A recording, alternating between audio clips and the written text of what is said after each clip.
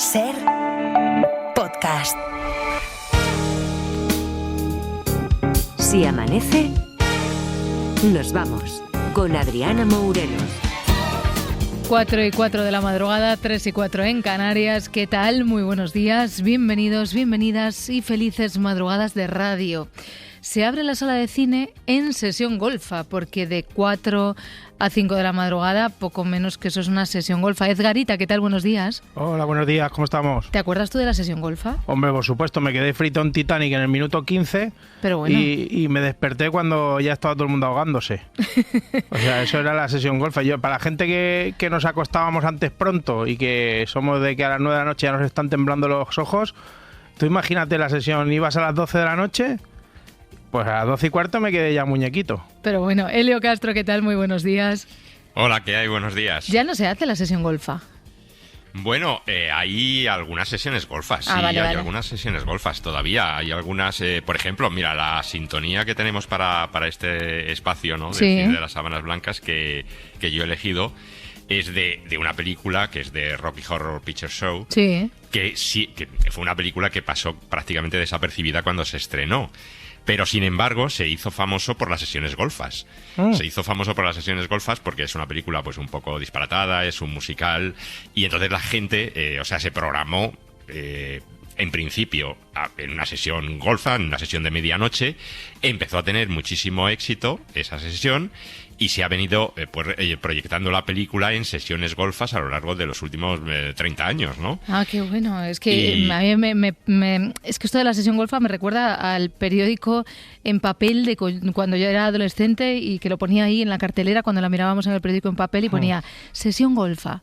A las 12, sí. Y sigue habiendo algunas veces que, por ejemplo, en los grandes festivales, por ejemplo, el San Sebastián, pues tiene lo que llama, no es una sesión golfa, pero es una película sorpresa, ¿no? Del festival. Y hay veces que sí, que hay proyecciones a medianoche o pasadas medianoche, cuando hay un evento o se quiere conmemorar alguna película, o hacer un maratón, por ejemplo, de la Guerra de las Galaxias, pues se han hecho también a partir de las 12 de la noche y hasta toda la noche. Y luego también estaba la sesión Tristezas, que era la gente que no tiene hijos y que iba el domingo a las 12 del mediodía. Que digo, pero vamos a ver, pero ¿cómo vas a...? No, es que a mí me gusta más porque así luego ya como. Digo, joder, pero vas a ir al cine el domingo a las 12. Bueno, Elio Castro supongo que ha visto películas a todas las horas posibles, ya, bueno, ¿no, Elio? A todas las horas, sí. A todas las horas. ¿Pero tienes alguna hora favorita o no? Pues a mí, mira, yo ya a las 4 de la tarde es una hora bastante prohibitiva para mí, porque es que me puedo quedar completamente dormido. Claro. Y también, pasada medianoche también puede ser peligroso. También. Pero yo prefiero, fíjate, por la mañana ver una película, claro, es parte del trabajo, claro. O ha sido parte de mi trabajo durante todos estos años. Ya. Ver una película a las 10 de la mañana, pues a mí me ha parecido lo más normal del mundo, ¿no? Pero claro, también es una cosa excepcional. Claro. Pero en otros países, por ejemplo en Estados Unidos, hay sesiones matinales y a nadie le parece raro. Ahora estaba viendo una serie de televisión que se llama Los Arts, que acaba de comenzar a emitirse en Disney Plus, y entonces el primer episodio el protagonista coge el coche y se va a una sesión, además la de El Resplandor, a ver la película a las 12 de la mañana. Claro. Hombre, también te digo, Ángeles. si van cambiando las costumbres y ahora en vez de salir de noche hacemos el tardeo, lo lógico es que el cine también vaya para la mañana. Pido disculpas por la tontería que he dicho. He dicho una tontería, ya está. No, que no. No, pero es verdad que lo nuestro, en cualquier caso, si esto fuera la sesión golfa del cine, es que ya habríamos ligado, ¿vale? Porque ya son las 4. O sea, si empezamos a las 12, ahora ya está todo apañado. Claro, es que tú imagínate, cuando teníamos 15 años que íbamos al cine, que a veces la película era lo de menos, y lo que ibas era a ver si pasaba alguna cosita, si intercambiabas ahí unos besarros y eso. Sí. O sea, tú imagínate el domingo a las 12, es que no... Ya, no se puede. por eso te perturbaba a ti el horario, que a las 12 claro. no te salía echarle la mano por el hombro a Teresita. Eso es lo que iba yo. Claro, eso es lo que pasa. Teresita no me quería ni en el cine ni en ningún otro sitio. Bueno, hoy está con nosotros Elio Castro, así que hoy hablamos de cine, hoy hablamos de suspense, hoy hablamos de Hitchcock. 900-100-800, 900-100-800 para participar esta madrugada con nosotros, pero antes... El recorte.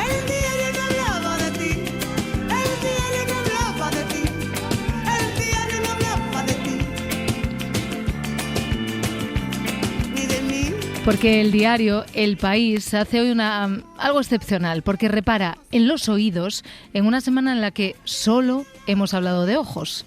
Acúfenos, el mal silenciado de la música clásica, afecta al 40% de los instrumentistas de orquesta en España.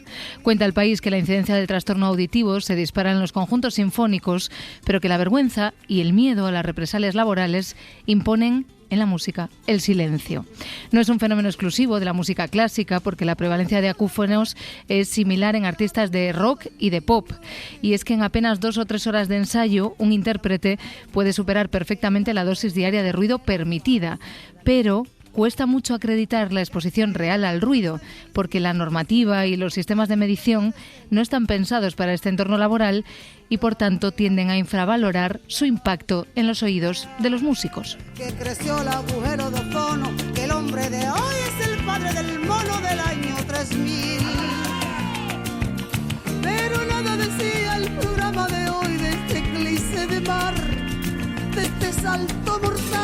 900, 100, 800, si os apetece hablar de pelis de suspense, aunque ahora le voy a preguntar a Elio si no es reducir mucho a Hitchcock al suspense, porque hoy está con nosotros Elio Castro. El cine de las sábanas blancas.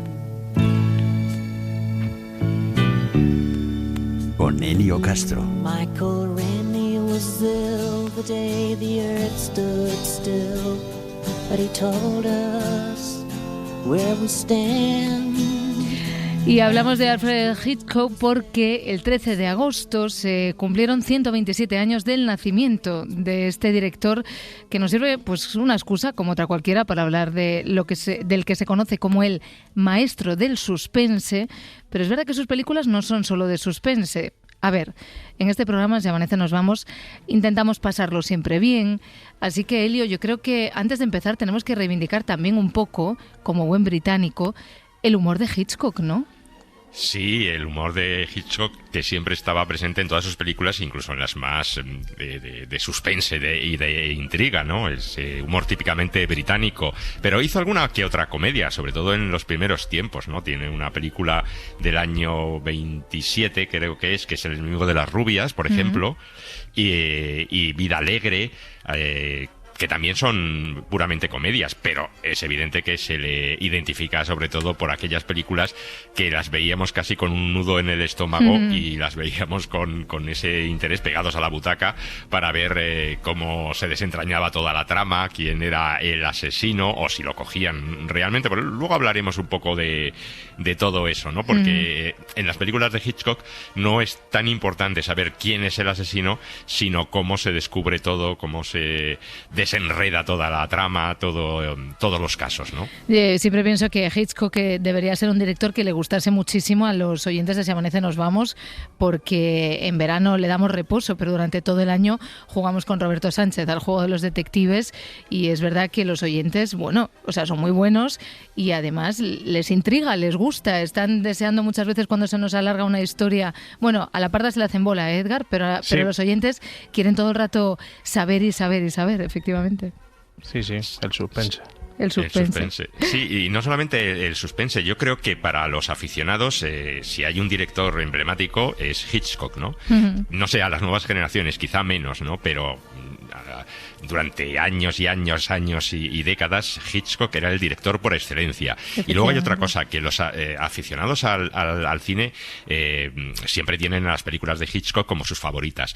Y los que quieren aprender cine y quieren ser directores de cine, pues también tienen que aprender de las películas de Hitchcock, porque es el absoluto maestro, no del suspense, sino del cine. Decir, todos aquellos estudiantes de cine que quieran estudiar cine deben ver todas las películas de Hitchcock, porque son un ejemplo perfecto de planificación, de posicionamiento de la cámara, de contar lo esencial, de cómo contarlo, de saber contarlo.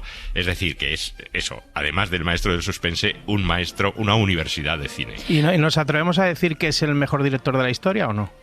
Pues yo no estaría muy lejos de esa afirmación. La verdad a mí es que me parece un director con mayúsculas precisamente por eso, porque le daba personalidad a todas las historias, a toda su cinematografía, todas sus películas pues tienen su sello.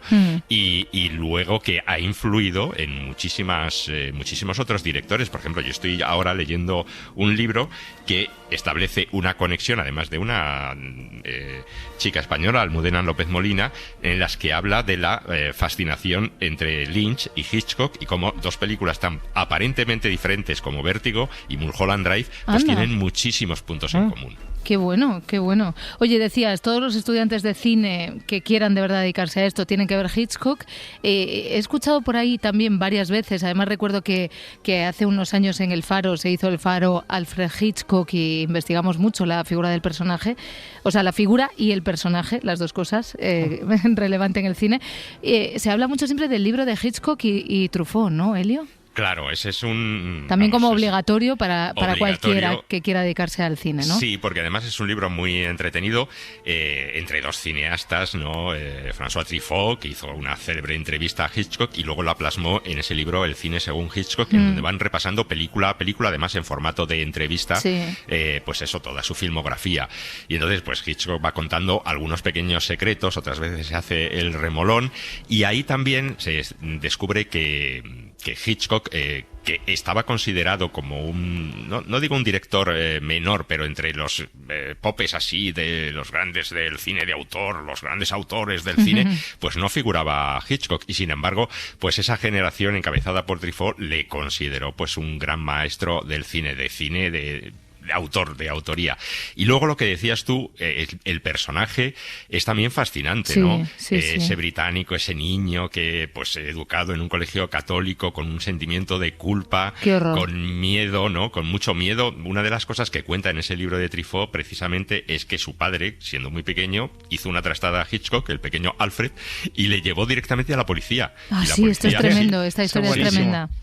Y entonces le llevó, y la policía le tuvo ahí en la comisaría, compinchada, claro, con su padre, ¿no? Y le dijo, pues aquí estás penando esta culpa, ¿no? Y eso se le quedó a Hitchcock, pues impregnado completamente en su ser, y eso lo plasmó a lo largo de todas sus películas, ese sentimiento de culpa, siempre todas sus películas, si veis, está obsesionado con el falso culpable, ¿no? En un hombre que no tiene nada que ver con lo que se está ocurriendo y de repente pues se ve metido en la trama, es acusado de asesinato, es acusado de espía, tiene que salir corriendo, ¿no? Y eso dice muchísimo de su personalidad. Y de esa infancia que es verdad que está marcada por ese miedo, también por la soledad un poco, también por esos momentos que también se cuentan en alguno de los millones de documentales y programas de televisión que se han hecho sobre la vida de Hitchcock, que también contaba que en su colegio, que era un colegio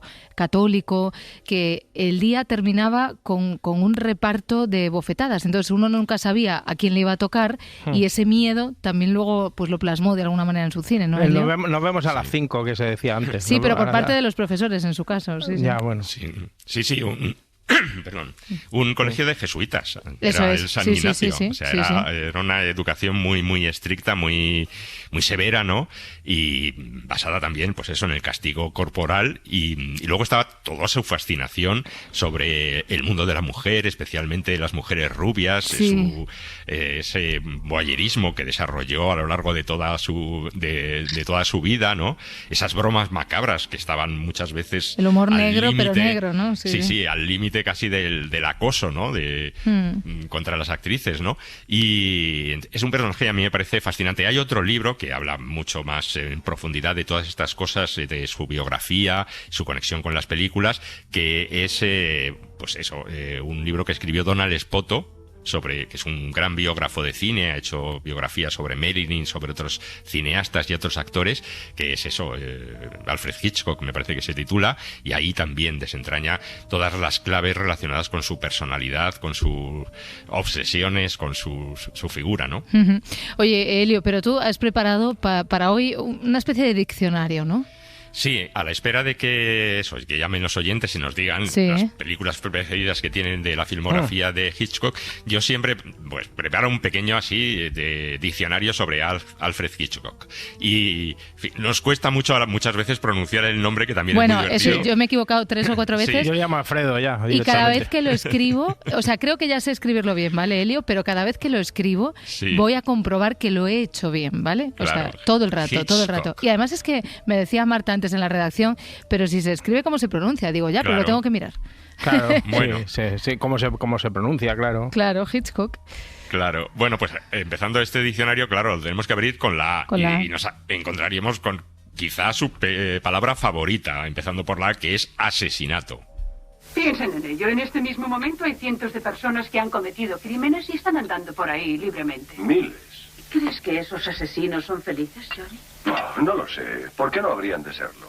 ¿Temor a ser descubiertos? ¿De qué es este diálogo, Elio? Este es de la película Sospecha, y en las películas de Hitchcock hay muchísimos asesinatos. Hay asesinatos con cuchillos, con pistolas, estrangulamientos, con bombas, con venenos, y también otras que son muchísimo más enrevesadas. Mucho más enrevesadas de por planear. Por ejemplo, en Extraños en un tren, por ejemplo. 2 hombres se conocen por casualidad, como nosotros. No hay ninguna relación entre ellos, nunca se habían visto. Cada uno tiene una persona de la que quiere librarse, con que intercambia las muertes. ¿Intercambia las muertes? Cada uno mata al que estorba al otro, nunca podrán relacionarlos. Cada uno habrá matado a un desconocido. Usted comete mi crimen y yo el suyo. A mí me parece brillante este diálogo, me encanta esta escena. Sí. Además, el comienzo de esta película, basada en una novela, por cierto, de Patricia Highsmith, que también era una mujer muy con novelas muy relacionadas con el crimen y muy también oscuras. Pero el comienzo de esta película es fascinante porque se ven los pies de los 2 personajes principales como van confluyendo hasta que entran en ese tren, en la estación, ¿no? Y entonces en las películas de Hitchcock, como decíamos antes, más que descubrir quién es el culpable, pues lo importante es saber todo lo que envuelve, todo lo que rodea a esos asesinatos, ¿no? Es decir, crear ese suspense. Vale, eso que lo hizo de alguna manera pues absolutamente famoso, al extremo de llamarle el maestro del suspense. Al 900-100-800, Juan Carlos desde Elda. Hola, Juan Carlos, ¿qué tal? Hola, buenas noches. ¿Qué tal? Ay, te iba a decir Morelos, pero bueno, Adriana. No, Morelos me encanta, vamos, hombre. También le llama así. Desde el instituto, sí. Sí, no, pues me sale Morelos más que Adriana. Pues ya por está, la educación, adelante. por el apellido. Bueno, lo primero que me gustaría decir es gracias. Gracias porque me dais la oportunidad de hablar de 2 cosas, bueno, de una cosa y de una persona que me encantan. Ay, qué bien. Una es Hitchcock. Soy un forofo de Hitchcock. Y la segunda, poder hablar con Elio. Anda, pues qué bien, 2 en 1, Juan Carlos. Es que sí, además se lo he dicho a tu compañera Marta, digo, Marta, me habéis dado en el blanco del ojo, porque yo soy un enamorado, soy un cinéfilo, yo también soy de los que ven películas a las 9 de la mañana, digo, mira, cuando has dicho, Elio, cuando has dicho, yo veo películas a las 10, me ha soltado una carcajada, porque digo, yo soy también de los frikis que ven películas a las 10 de la mañana. Y lo tuyo es por placer de verdad, ¿eh? No, Juan Carlos, ¿o te dedicas a esto de manera profesional? No, es por amor al arte. No. Nunca mejor dicho, por amor al arte. Sí. Y habéis comentado, ¿cuál es mi película favorita de Hitchcock? Sí. ¿Te la digo? Sí, claro. Psicosis.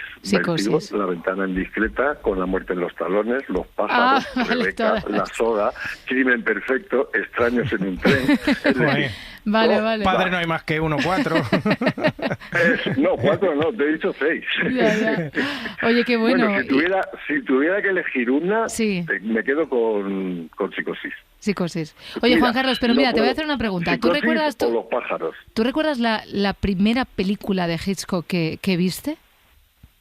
La primera, sí. ¿Cuál? Recuerdo que vi Psicosis y la segunda fue Pájaros. Los pájaros. Lo digo porque normalmente, de claro... 1963. La primera de Psicosis fue en el 60. Cuando uno es tan fan de un director, intuyo que es porque ve una primera película y a partir de ahí dice, hombre, voy a seguir a esta persona. Es como los libros. Claro, Escuchas porque, bueno, yo soy muy aficionado también a lo de 1 hora un libro. No me extraña. De hecho, he escuchado antes de vosotros 1 hora un libro, sí, ¿no? Un libro 1 hora, pero bueno. Sí. Más o menos. Bueno, sí, un libro, una hora. Pues me he apuntado el nombre de la autora porque la desconozco, Martín Gaite. Carmen Martín Gaite. Bueno, pues mira, con Carmen Martín Gaite te puedo asegurar, Juan Carlos, que te va a pasar como con Hitchcock.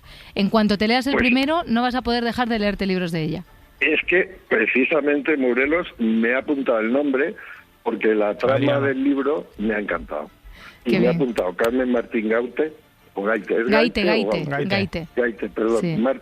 Carmen Martín Gaite para mañana. Bueno, sinceramente, lo que lo voy a hacer es esta noche, porque yo trabajo por la noche. Ah, qué bien. Y bueno, tengo la oportunidad de, bueno, como soy guardia de seguridad, pues también puedo... A ver, tengo... Una de las ventajas de trabajar por la noche es que de las 8 horas le dedico 3 a internet y 5 a mirar el parking. Mira, bueno, y muy bien. Espero que no me diga mi jefe ni me reconozca. Eso te iba a decir.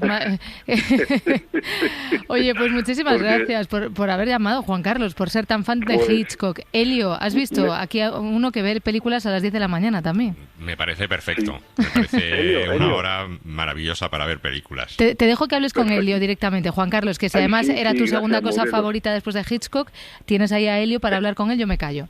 Es que yo soy... Bueno, Elio, ¿me escuchas? Sí, perfectamente. Muchas gracias, ¿no?, por tenerme ahí como favorito, y nada menos que al lado de Hitchcock. Algún punto en común, ya digo que tengo con Hitchcock. Algún punto en común tengo con Hitchcock. ¿Qué suspense ha dejado? El suspense que ha dejado Elio. No, es que de pronto me he puesto un poco a temblar. Digo, Elio, no serás un asesino camuflado. No, hombre. No. Es mucho más normal, pero sí. No, pero sí. Bueno, pues entonces, mira, me encanta hablar por teléfono. Tengo un punto en común con Hitchcock. Ah, vale. Que ese es de las tramas. No, es que es lo que habéis comentado ahora. A mí una de las cosas que me gustan de Hitchcock, a ver, yo no me las quiero dar de erudito, pero sí que soy un cinéfilo empedernido. Yo tengo ahora 59 años y desde que descubrí el cine, pues para mí no es el séptimo arte, es el séptimo vicio. Ya. Qué suerte. Entonces, sí, no, es que, Helios, estoy hablando contigo, ¿no? ¿Me oyes? Sí, perfectamente, sí, aquí estamos. Quiero agradecerte primero todos tus programas. Muchas gracias. Yo soy un seguidor tuyo desde que tengo uso de razón, porque ¿cuántos años llevas en la radio? 6. 6 es el becario. Pues es el becario, sí, porque con 6 años... Pues mira, fíjate, ¿tu programa cómo se llama? Que lo acabo de olvidar. Yo colaboro en el Cine Láser y en Sucedió una noche, con Antonio Martínez. Eso, Sucedió una noche, porque a mí me suena... Primero me sonaba... ¿Tú has trabajado en Radio 3 alguna vez? No, en Radio 3 no. En Radio 3 concretamente no. Podría trabajar donde quisiera, ¿verdad, Juan Carlos? Sí. No. Oye, Juan Carlos, te voy a agradecer muchísimo que nos hayas llamado. Dime. Es que tengo una pregunta de los pájaros para hacerle a él. Vale, si venga. No te importa. Pues venga, deja la pregunta ahí en el aire, es que si no, no nos va a dar tiempo a hablar de Hitchcock. Sí, no, perfecto. Helios, yo tengo entendido que en los pájaros... ¿Y cómo se llama ahora mismo la actriz? No me acuerdo. Tippi Hedren. Sí. ¿Perdón? Tippi Hedren. Eso. Bueno, pues esa señora, que no sé pronunciar su nombre, por la escena, ¿recuerdas la escena en la que está dentro de una cabina que se le tiran todos los pájaros? Sí, perfectamente. Es una de las más famosas de esa película. Sí, es una de las emblemáticas de Hitchcock. Yo no sé, y esta es la pregunta, ¿es una leyenda urbana o, perdón por la expresión, o la jodió viva con los pájaros? Porque yo lo que tengo entendido por leyenda urbana es que, es lo que habéis dicho un poco antes, Hitchcock no era asesino, pero tenía un punto muy chungo, que era que torturaba, entre comillas, un poco a sus actrices. Y yo tengo entendido que a esta señora, que no me acordaré otra vez porque he olvidado su nombre, Tippi Hedren, pues a esta señora, cuando hizo la escena de los pájaros, la jodió, con perdón de la expresión por todos los oyentes, la jodió viva. Bueno, que le puso pájaros reales, ¿no? Eso siempre se ha contado. Sí, que le picotearon y que llevaba una peluca y que... Sí, pero que fue a lo mejor un poquito más de lo que habían planificado. Eso es, para darle realismo, ¿no? Sí. Pues yo quería preguntarte, Elio, si eso es cierto o es una leyenda urbana. Bueno, tiene yo creo que parte de realidad. A él le gustaba, eso dicen, someter a sus actrices. Someter a un estrés excesivo a sus actoras. Sí, y algunas veces, pues en el caso de Psicosis, pues ver a Miles me parece que también no le gustó nada, que estuviera... Eso se cuenta también en la película, una película se llama Hitchcock, con Anthony Hopkins haciendo de Hitchcock y Helen Mirren haciendo de su mujer Alma, ¿no? Y entonces se cabreaba con una actriz y entonces pues le gastaba algunas bromas pesadas. Eso es. Pues eso quería confirmar contigo, si eso era una leyenda urbana, porque lo de Hitchcock yo ya... A ver, claro, bueno, es lo que estábamos contando, ¿no, Juan Carlos? Que tenía una personalidad también particular. Juan Carlos, gracias por haber llamado. Correcto. Vale, venga, un abrazo. Es que no sé, mira, ¿sabes qué pasa? Dime. Es que nos va a atrapar el satélite, nos va a atrapar Hitchcock, van a venir los pájaros, nos va a pasar todo. Bueno, pues, pero te lo agradezco mucho, Juan Carlos. Un saludo muy particular a Helios y soy un fan tuyo. Muchísimas gracias. Un abrazo, Juan Carlos. Adiós. Muchísimas gracias a vosotros por haberme permitido. De nada. Es que si no, de verdad que llegamos a y media y nos quedan tantísimas cosas por contar, Elio, porque decíamos, vale, le gustaban obviamente los asesinatos. Habíamos dicho antes, cuando te preguntaba yo por el humor, que tiene mucho que ver la B de británico, ¿no?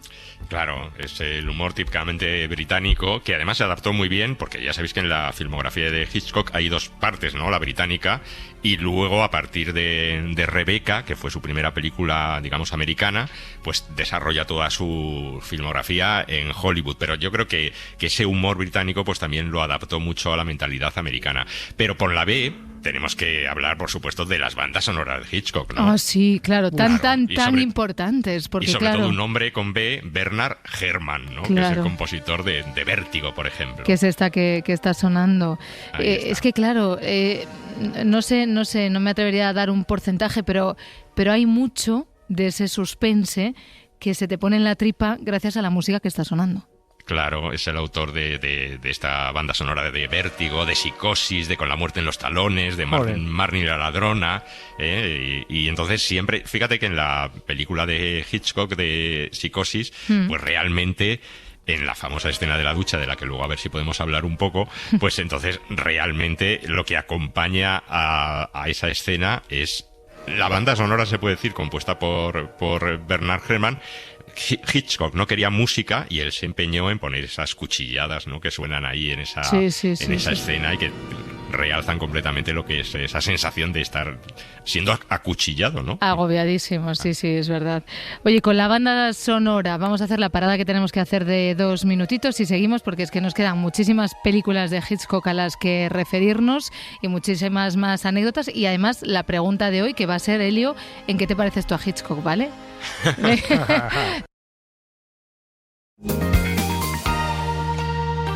Si amanece, nos vamos.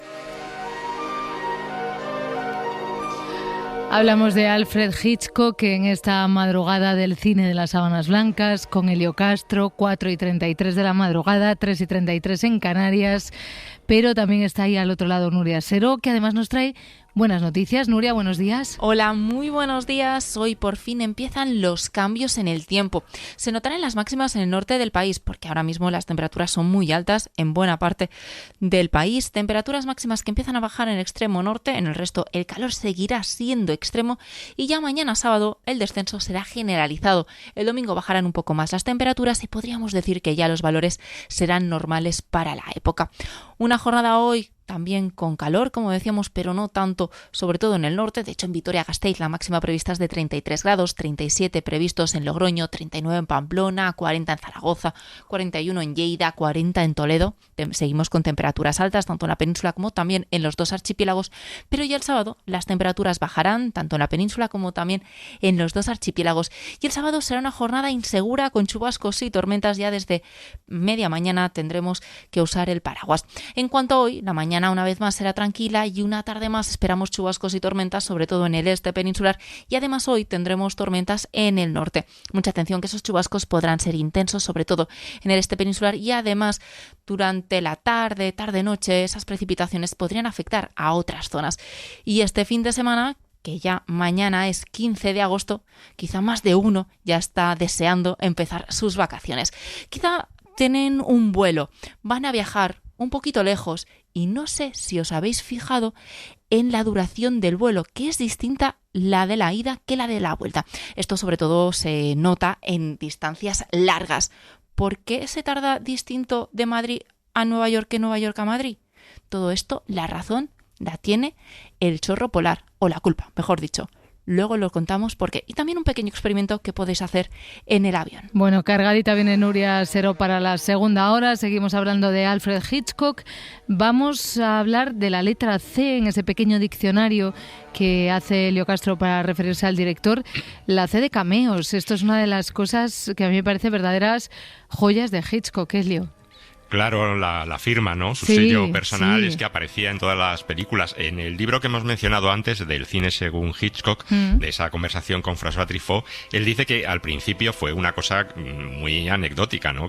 Pero que ya tuvo tanto éxito que se sintió con la obligación de aparecer en todas sus películas y que ya lo hacía al principio de cada película, porque así los espectadores pues se quedaban tranquilos y decían, mira, y ya seguían atendiendo, ¿no? Y seguían atendiendo, ¿no? Pero en esos cameos, pues hay algunos muy curiosos, y quizá la más curiosa de todos es la que aparece en la película Náufragos, que es una película, si recordáis un poco el argumento, es un barco británico que es torpedeado por los alemanes, por los nazis, y entonces hay una serie de supervivientes que pues están en un bote, ¿no? Todos, y claro, ahí ¿cómo puede aparecer Hitchcock? Pues aparece en un anuncio de adelgazamiento, ¿no? Hay uno de los personajes que coge un viejo periódico que está en ese bote salvavidas, lo ve y hay un anuncio de pastillas para adelgazar con la foto de Alfred Hitchcock. Y otras veces pues es saliendo de una puerta, ¿no? Cogiendo el autobús con la muerte en los talones, en fin. Pero claro, además de los cameos, pues la C es también la C de otra de los títulos de una de sus películas también más conocidas y famosas, que es Crimen Perfecto. ¿Crees que existe el crimen perfecto? Desde luego, en la ficción. Y creo que soy capaz de concebirlo mejor que mucha gente, pero dudo que pudiera ponerlo en práctica. ¿No? ¿Por qué no? Porque en la ficción las cosas salen como el autor quiere y en la vida real no. Por lo general. Por lo general. Claro, sí. Eso lo hemos aprendido de que el crimen perfecto no existe. No existe y es algo que se ha repetido hasta la saciedad y que se sigue repitiendo todas las tardes en todos los programas en los que hablan de sucesos. Sí, efectivamente, ¿no?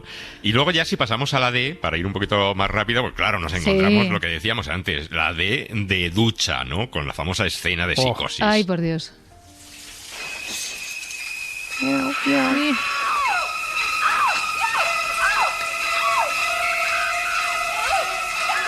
Que además de que se te peguen al cuerpo es otra de las razones fundamentales por las que todos odiamos la cortina de la ducha, ¿no? Sí, o que todos cerramos la puerta, ¿no? Del baño. Del baño para ducharnos.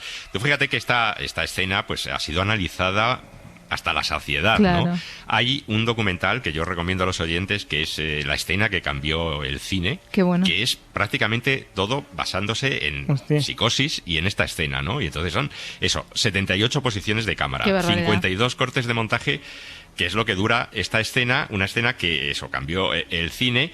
Se rodó durante 6 días para apenas un minuto, ¿no? Es tremendo, casi 45 segundos de película, y en donde decíamos que era fundamental la música de Bernard Herrmann para crear esa sensación de que acuchillan a la pobre Janet Leigh, que además es que no vemos en toda esa escena nunca jamás cómo el cuchillo penetra en la piel de Janet Leigh, ¿no? O sea, que eso es lo bueno para mí. Claro, eso es lo fundamental, ¿no? Claro, porque creas ese acuchillamiento en tu propia mente. Efectivamente, y eso es terrorífico. Espectador, y es mucho más brutal. Muchísimo más. ¿Y eso que he leído yo de que se utilizó sirope de chocolate? No sé si es cierto. Bueno, pues ahí para hacer, claro, la porque como era en blanco y negro, ¿no? En blanco y negro, pues entonces pues se te quería dar una sensación de sangre, quizá, bueno, al final sale más líquida, por supuesto, porque se funde con el agua. Si recordamos, con el agua y pasa... pues sí, puede ser que utilizaran todo tipo de líquidos, ¿no? Que se asemejaban un poco a la sangre. Sí. Qué escena, qué escalofriante sigue siendo, da igual cuando la vuelvas a escuchar. Yo cuando la vi, además, a mí me pasó una cosa con Hitchcock, que es que yo vi las 3 películas que he visto, las vi seguidas, y fue Psicosis, Los pájaros y Con la muerte en los talones. Y he estado mirando y son las 3 seguidas. Ah, o sea, cronológicamente. Con la muerte en los talones es del 59, Psicosis del 60 y Los pájaros del 63. Fíjate. Y yo dio la casualidad que vi, no sé si exactamente en el orden, pero vi las 3 y además las vi en la misma semana. O sea, te di fuerte además, con Hitchcock. Sí, claro, porque empecé a ver y... Y como Juan Carlos, y ahora eres así. Ahora soy así. Perdona, no, decía que decía que de Psicosis además también es muy importante, además la película, por la promoción que hizo, ¿no? Está basada, además se cuenta que en Ed Gein, que es el famoso psicópata que aterrorizó a Estados Unidos, ¿no? Entonces luego se hizo la novela y él compró absolutamente todas las novelas que estaban en circulación, que no eran muchas, para que nadie pudiera leer lo que era el desenlace, claro. Y luego pues hizo una también planificación especial en los cines para que no se contara nada, absolutamente nada de la película. Se prohibió a los espectadores pues entrar, por ejemplo, a mitad de la película, ¿no? Es decir, que era, además de eso, el mago del suspense, el mago de la promoción y del de la marketing, desde luego. Oye, vamos con la letra M porque a mí esto me interesa muchísimo porque me pasa con el MacGuffin, creo que parecido al fuera de juego. Buen helado, o sea, ese. Tú me lo vas a explicar ahora, Elio, y yo cuando acabe yo voy a intentar muy fuerte que hoy no se me olvide lo que es, ¿vale? Primero ¿vemos el ejemplo primero? En la película Encadenados. Venga. La arena que trajo Devlin contiene mineral de uranio, de modo que ya sabemos dónde estamos. Su misión consiste ahora en averiguar de dónde procede esa arena. La localización del yacimiento de uranio es de la mayor importancia y ya tenemos gente investigando, pero creo que su ayuda puede ser decisiva. Muy bien. Muy bien, vale. Entonces, claro. ¿Qué es esto? Pues mira, o sea, el MacGuffin, también lo explica en la conversación con Truffaut, es, digamos, la pequeña excusa que desencadena todo el argumento, ¿no? El argumento de la película, pero que es algo que Hitchcock apenas le ponía, y no tenía nada de importancia, incluso el espectador se puede perder, ¿no? En qué es lo que está pasando aquí, por qué los espectadores, por qué los protagonistas, los actores van de un lado a otro, por qué les preocupa tanto, y tú dices, bueno, pues si al final tampoco tiene tanta importancia. Por ejemplo, en Encadenados, pues el MacGuffin es la botella con uranio que estaba escondida y que tenían que encontrar los Cary Grant, ¿no? Ingrid Bergman, para pues desentrañar a unos nazis que estaban en Río de Janeiro, ¿no? Pero realmente todo eso, pues lo que más importa es la historia de amor entre Ingrid Bergman y Cary Grant, cómo pues la intentan descubrir a ella, ¿no? Que está casada con el jefe del complot de los nazis, en fin, todo eso es lo más importante. Lo anecdótico es por qué están ahí. ¿Por qué están, no sé, pues eso, comportándose de esa manera, podemos decir, ¿no? Y hay otro MacGuffin en Con la muerte en los talones. Con la muerte en los talones, ¿no? Por ejemplo, sí. ¿Qué estás haciendo aquí? Acabarás estropeándolo todo. Saben que los disparos fueron un truco. Piensan acabar contigo. ¿De qué me estás hablando? Leonard encontró la pistola, se lo ha contado a Van Damme. Y la figura que compraron en la subasta contiene el microfilm. Así obtenía la información secreta. Haz lo que sea menos subir al avión. Claro, ahí es lo del microfilm ese oculto, ¿no? Claro, que es también el James Mason, que es el malo, por así decirlo, de la película. También, pues veíamos que tiene un argumento muy parecido ahí al de Encadenados, ¿no? Esa gente infiltrada, en fin, tampoco vamos a hacer muchos spoilers, que interpreta F. Marie Saint, ¿no? En la película Cary Grant, que es uno de sus actores fetiches, ¿no? Bueno. Que también es un hombre equivocado, ¿no? Porque la película es una cosa bastante curiosa.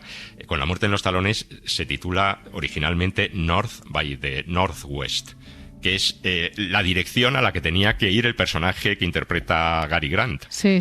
Kaplan, ¿no? Entonces tiene que ir a la calle norte por el noroeste. Y entonces ese es el título de la película, que en español... Con la muerte en los talones, ¿vale? Que se llama Con la muerte en los talones. Claro, Oye, un extra además para hablar de esta película, porque nos querías contar que en una película del año pasado, La desconocida, ¿qué es lo que pasa en esta película, Elio? Pues mira, La desconocida es una película protagonizada por Manolo Solo, recientemente fallecido, que él hace de un personaje, digamos, un poco siniestro, ¿no? Luego, si alguien pues tiene la curiosidad de ver la película, pues sabrá por qué, ¿no? Se cita con una chica en un parque, y entonces le explica su fascinación por Hitchcock y por por una de las escenas más famosas de Con la muerte en los talones, que es esa escena en donde Cary Grant acude a una cita y entonces aparece un avión que fumiga un campo y le persigue porque le quiere matar, ¿no? Y entonces él, si la tenemos ahí preparada, pues lo explica así. Lo explica. Una tercera vez le fumiga porque se mete en un maizal. Y él ya desesperado va corriendo, no sabe qué hacer. Hostia, ve un camión cisterna que viene por un camino. Y intenta pararlo. Para. El camión frena en el último momento. Casi lo arrolla, él se queda debajo del camión. Y en ese momento la avioneta que ha girado y está yendo hacia él en picado no puede cambiar el rumbo y se estrella contra el camión cisterna. ¡Bumba! Es que es fantástico, Manolo, solo explicándolo, la verdad, esta escena está chulísima. Sí, luego, pues además él pronuncia, como hemos pronunciado aquí a lo largo de la noche, Hitchcock. Vamos cambiando, claro, vamos cambiando. Y luego habla de sus dos actores favoritos, ¿no? Cary Grant y James Stewart, ¿no? Y dice que, pues, Cary Grant representa lo que él le gustaría ser, ¿no? El hombre valiente, el hombre, digamos, con más personalidad, más activo, y James Stewart es a quien se parecía, ¿no? El hombre más, digamos, común y vulgar, ¿no? Claro, sí, uno es lo que eres y otro lo que querrías, ¿no? La expectativa. Sí. Oye, con la O, esto es muy curioso porque ¿qué pasó con los Oscar y con Hitchcock? Claro, la O de Oscar, ¿no? Que él estuvo nominado 5 veces como mejor director, ¿no? Por Rebeca, por Náufragos, por Recuerda, por La ventana indiscreta y por Psicosis, pero nunca ganó el premio Oscar al mejor director. Ni siquiera recibió un Oscar honorífico. Esto es alucinante. Sí, la Academia de Hollywood solo le concedió el premio Irving Thalberg y cuando lo recogió solamente dijo esto. Thank you. Ya está, solo Gracias. dijo gracias. Gracias, no dijo ningún discurso y se marchó. Dicen que estaba muy enfadado con la Academia de Hollywood, precisamente por eso, y lo recogía el premio Irving Thalberg, que se da un premio honorífico a la contribución, productores, cineastas y tal. Pues bueno, sí, es un premio pues de prestigio, pero claro, no es un Oscar. Y entonces pues lo tenía ahí. Pero también va mucho con su personalidad, ¿no? Con esto de dejar así a la audiencia un poco en suspense. En abierto, ¿no? Público, voy a decir gracias y ya vosotros pensáis si estoy enfadado o lo que sea, ¿no? Sí.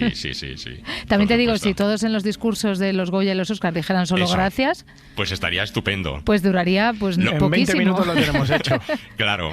Algunos, la verdad es que podrían decir solamente gracias. Sí, o no decir nada. Bueno, pero hay otros discursos, Elio, que han sido maravillosos a lo largo de la historia. Claro, ¿no? y a lo mejor uno de Hitchcock, precisamente el director de Psicosis, pues hubiera sido estupendo, maravilloso. Sí. También hay que decir que siempre que hablamos de que no le dieron ningún Oscar, también hay que fijarse en las películas que recibieron premios, a los directores con los que competía, ¿no? Que también a lo mejor dices, ahora mismo no recuerdo exactamente, pero seguro que eran directores y películas maravillosas también, y que era muy difícil, pues eso, votar o elegir a este director, sí, no, cuando había tanta calidad, concreto, ¿no? Pero llama mucho la atención que un director como Hitchcock pues no recibiera nunca un Oscar al mejor director. Oye, mencionaba antes nuestro oyente Juan Carlos los pájaros, claro, Psicosis por supuesto, pero la P, con la P, pero también los pájaros. Ha habido pájaros en este planeta, señorita Daniels, desde el Archaeopteris, hace 140 millones de años. ¿No le extraña que hayan esperado todo ese tiempo para empezar una guerra contra la humanidad? Los pájaros, ¿no? Que es una película también enigmática, que esa sí que no tiene banda sonora, son solamente los ruidos, pájaros, los pájaros piando, gritando, chillando, ¿no?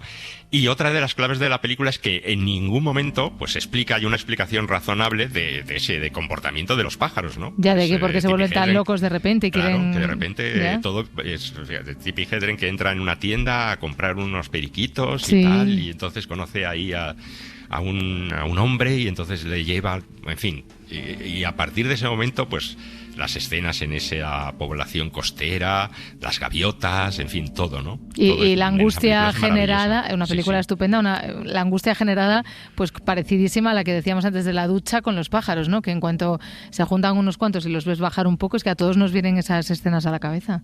Claro, claro. Y ahí es donde realmente pues está, podríamos seguir con el diccionario, la S, ¿no? Sí. La S de suspense, que no de susto, ¿no? Porque en las películas de Hitchcock no vemos ningún susto de estos que te sobresaltan, alguno ahí pequeñito, ¿no?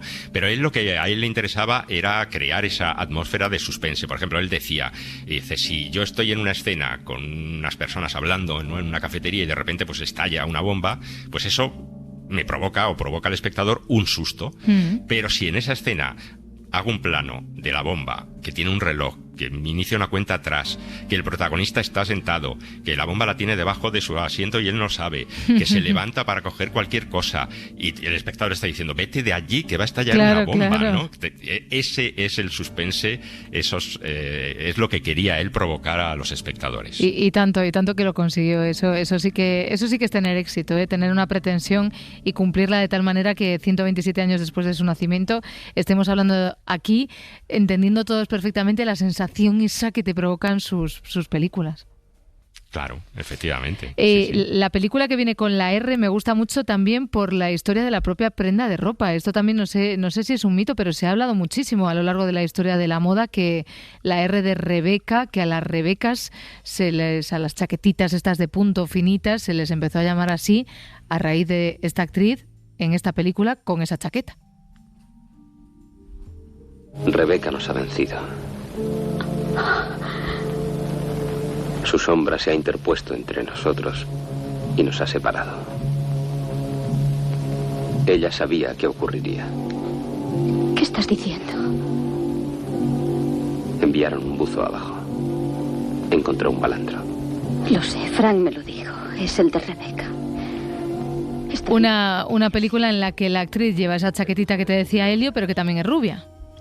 También es rubia, Joan Fontaine, efectivamente. Es la primera película, ya decíamos, de la etapa británica. Y efectivamente, se le llama Rebeca a esa prenda, a esa chaquetilla, por la película, ¿no? Está admitido así en el diccionario. Sí, efectivamente. Porque la gente, la protagonista, que hace de una chica muy tímida, muy timurata, que se casa con Laurence Olivier, que es el famoso Maxine de Winter, ¿no?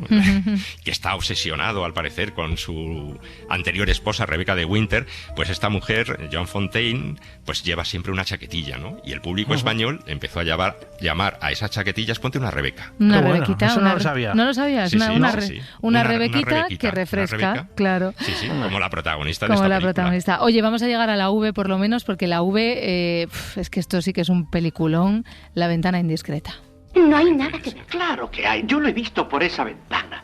He visto muchas disputas y discusiones, misteriosas salidas de noche, cuchillos, sierras, cuerdas, y desde anoche ni rastro de la mujer. Está bien, dímelo tú. ¿Qué es lo que está haciendo? ¿Dónde está ella? Tal vez pretende abandonarla, no lo sé, ni me importa. Muchas personas tienen cuchillos, sierras y cuerdas en casa. Pero no y muchos maridos no hablan con sus mujeres en todo el día. Luego ellas se enfadan, discuten y empiezan los problemas. Pero muy pocos se acaban asesinando, si es eso lo que tú estás pensando. No te cuesta trabajo pronunciar esa palabra. Y los vecinos, Elio. Claro, los vecinos de sospechar de un vecino. Ahora, precisamente, mira, La ventana indiscreta es una película que transcurre durante un verano caluroso, donde están las ventanas abiertas, donde se puede observar a los vecinos. Además, es un James Stewart, que es un fotógrafo, ¿no? Que ha tenido un accidente, que tiene la pata rota, ¿no? Y está que no puede tumbado, salir, que está aburridísimo. Y no puede salir, ¿no? Y entonces empieza a obsesionarse con el comportamiento extraño de uno de sus vecinos. Y Grace Kelly, que ahí en esa película está maravillosa. Maravillosa. A mí es que esta peli me parece, es una de las mejores, no sé si guapísima, se puede... Sí, y con unos vestidos maravillosos también. Sí, ¿no? es verdad, es que todo, la imagen, todo, la estética de la peli, es que es todo una maravilla, la verdad. Elio Castro, muchísimas gracias por haber hablado de Hitchcock en esta madrugada. Ya sabes que te pedimos, si te apetece, que te quedes, porque cada viernes con Laura Martínez hacemos un repaso de los 100 años de Rafael Azcona. La primera parada fue en su Logroño natal y en sus trabajos italianos, pero sin duda uno de los cineastas que más influyó en su carrera profesional fue Luis García Berlanga.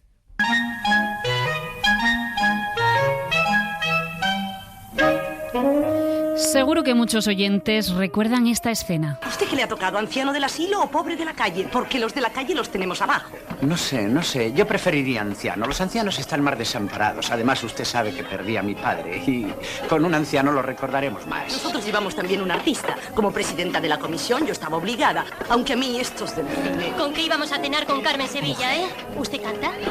Es que si no canto, no ceno. ¿Cómo no? Sí, hombre. Es un fragmento de Plácido, la primera película que Azcona y Berlanga escribieron juntos y que llegó a las salas en el año 61. Este fue el comienzo de una relación profesional y personal que duraría algo más de 2 décadas y cuyo espacio de trabajo siempre fue en los bares. ¿Por qué la elección de los cafés? Pues es muy sencillo. Por mucha confianza que uno tenga en una casa, a la tercera vez que uno pide algo que no tienen, dice, pero ¿este que se ha creído? ¿Que esto es el Ritz? En cambio, uno va a un café, pide lo que quiere y el camarero se pone encantado de la vida. Cuanto más le pidas, mejor. Luego las casas, uno siempre está delante de una pared. Y si no se te ocurre nada, es muy desairado estar mirando una pared. En cambio, en un café, pues pasa alguien, miras, disimulas, ¿no? El tándem artístico encontró su propia vía para camuflar muchos temas delicados en una época oscura. En pleno franquismo y con la censura presente, Berlanga y Azcona llevaron la sátira social a lugares en aquel momento impensables. En una ciudad de provincias, a unas mujeres burguesas y ociosas se les ocurre organizar una campaña navideña caritativa, Siente a un pobre en su mesa. Se trataba de que los más necesitados compartieran la cena de Nochebuena con una familia acomodada. Una cena, por cierto, en la que los ricos comen pechugas de pollo y los pobres alitas. ¡Viva la caridad! El tipo que da nombre a la película, Plácido, ha sido contratado para participar con su motocarro en la cabalgata, pero esa misma noche un problema va a dificultar su trabajo. Tiene que pagar la letra de su vehículo, su único medio de transporte y de vida, antes de que el plazo venza, justo el día de Nochebuena. Claro, se me había pasado que la primera es la más gorda. Como ha metido el pico que quedaba. Un váter. ¿Está ¿Tiene todo el ahí? periódico de hoy? Está ocupado. No cuentes. He sacado todo lo de la cartilla. Y ni metiendo mi paga extraordinaria llega. ¡Fuera! He llamado al asilo, pero... No estaba en el asilo. He estado montando la estrella esa en el motocarro. ¿Qué te han dicho en el banco? Que si íbamos pronto esta tarde podríamos arreglarlo. Y que si no tendríamos que ir al notario para no sé qué del protesto, del embargo... ¡Qué fregado, madre mía! Y precisamente hoy. La película, que ha sido reivindicada como una comedia costumbrista, pero con un pozo dramático muy potente, nos habla mucho de aquella España de las apariencias, la de esos años, pero también la de ahora. Una película que a punto estuvo de conseguir un Oscar y que pasó por el filtro de la censura de Franco. De hecho, el título original era Siente a un pobre en su mesa. A través de ese género de la comedia, Berlanga y Azcona pudieron hablar de injusticias sociales y colaron de forma milagrosa mensajes de denuncia, como sucedió con El verdugo, estrenada 2 años después. Amadeo. ¿Qué pasa, José Luis? Me lo han hecho preparar todo. Calma. Oye, debes de estar tranquilo. Te lo he dicho 20 veces. Llegará el indulto. No, que no llega. Ya lo he preguntado. Que no importa. Que eso se hace siempre. Pero, sí. No olvides apretar la palomilla de la derecha, porque si no los hierros resbalarán en el palo. La palomilla, pero ¿qué me importa a mí la palomilla?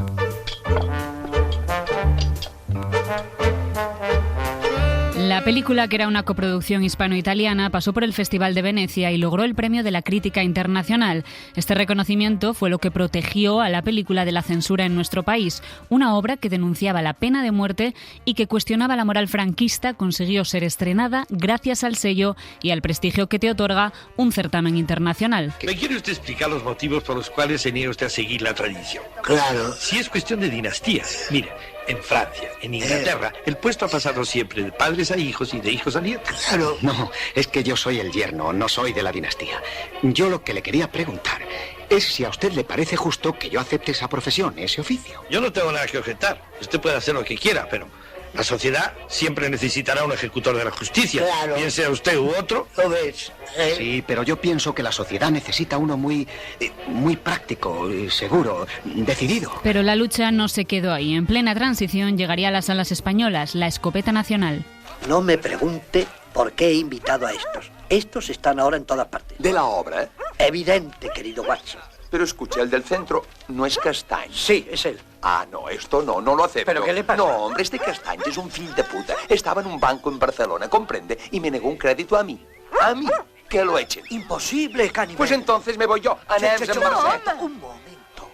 A esta película del año 78 le seguirían otras dos que completan la trilogía Patrimonio Nacional y Nacional 3. La primera de todas fue un completo éxito de taquilla, una sátira sobre esa España cutre, corrupta e hipócrita, la España de las cacerías y de la alta sociedad que opera con los chanchullos de un franquismo en decadencia. Un momento. Van a incurrir ustedes en la pena de excomunión y se les negará la sepultura en sagrado. Lo sabemos, muchísimas gracias, padre. Van a tirar al cielo. Pero las pistolas las carga el diablo. Apártese de la línea de fuego, por favor. ¿Preparado? Sí. ¡Cuidado, fuego! Caballeros, el honor ha quedado a salvo. Pepón, ¿lo has visto, mamá? Sería en el 85, con La Vaquilla, cuando escritor y cineasta trabajarían juntos por última vez. Una discusión de la que nunca se supo nada separó sus caminos profesionales. Se dice que nunca se dejaron de querer y de apreciar. Y Azcona, de la mano de otros brillantes directores, siguió dejando huella en la historia del cine de nuestro país.